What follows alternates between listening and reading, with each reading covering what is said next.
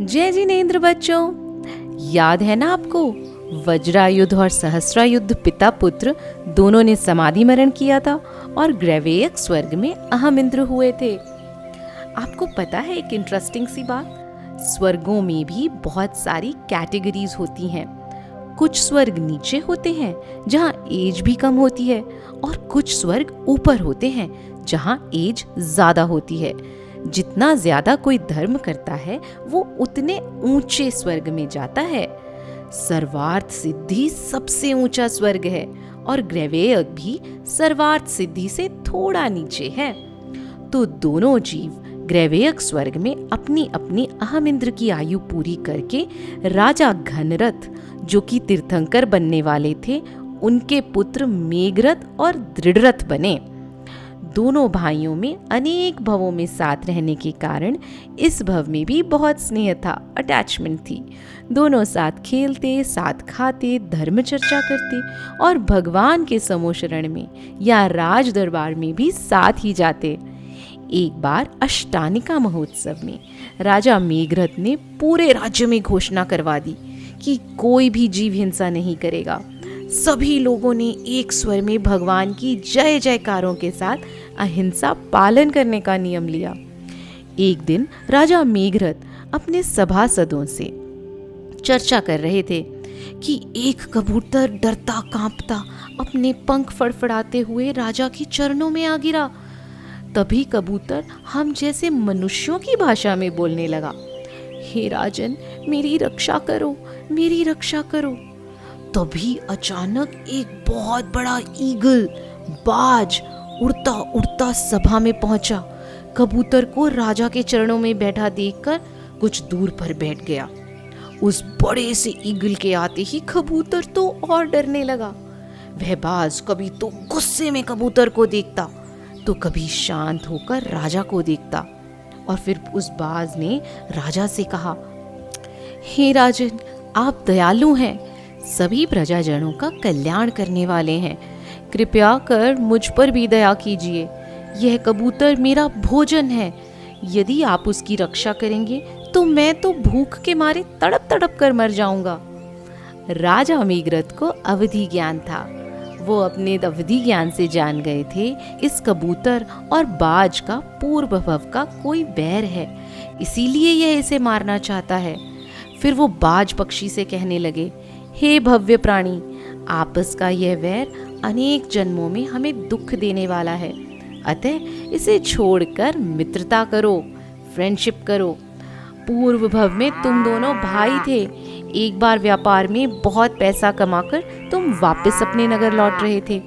रास्ते में धन के लालच में छोटे भाई ने सोचा कि अगर मैं बड़े भैया को मार दूं तो सारा पैसा मेरा हो जाएगा।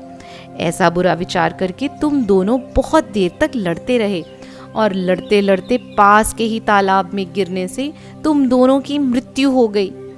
मरने के बाद बड़ा भाई तो यह कबूतर हुआ है और छोटा भाई तुम बाज पक्षी बने हो।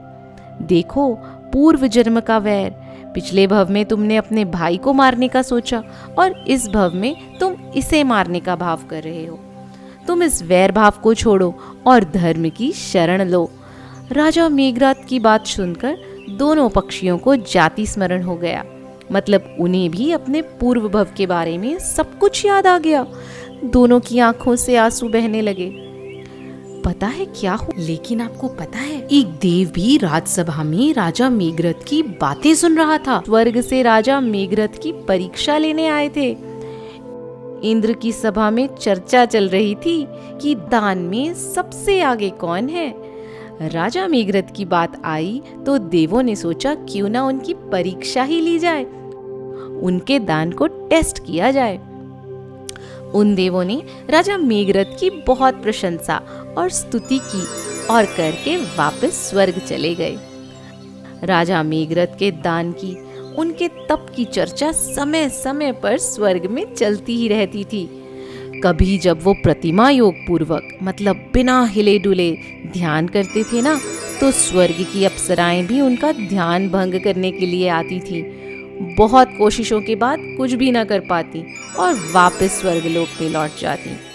राजा मेघरथ के साथ साथ एक बार रानी के रूप की परीक्षा लेने 2 स्वर्ग की अप्सराएं आईं।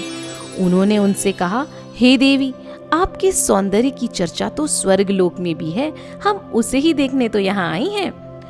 रानी ने उन देवांगनाओं से कहा, आप यहाँ बैठिए, मैं अभी नहाकर सुंदर वस्त्र पहनकर और सुंदर सुंदर आभूषण पहनकर, ज्वेलरी पहनकर तैयार हो जाऊंगी और फिर आप मेरे असली सौंदर्य को, ब्यूटी को देखिएगा।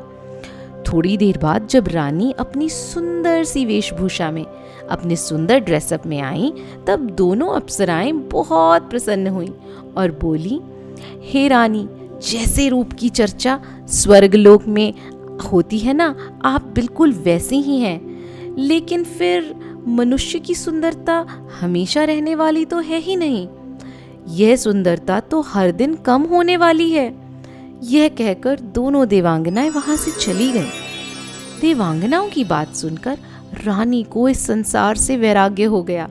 रानी ने अपने पतिदेव राजा मेघरथ को संसार से वैराग्य का कारण बताया। और आपको तो पता ही है ना कि राजा भी बहुत धर्मात्मा थे, वैराग्य के भाव रखने वाले थे।